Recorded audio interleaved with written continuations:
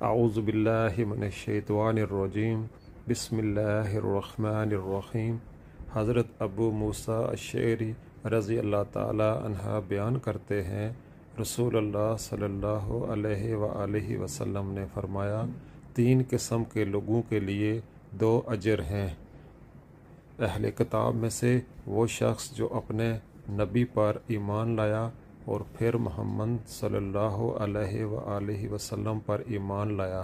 مملوک غلام جب وہ اللہ کا حق ادا کرے اور اپنے مالکوں کا بھی حق ادا کرے۔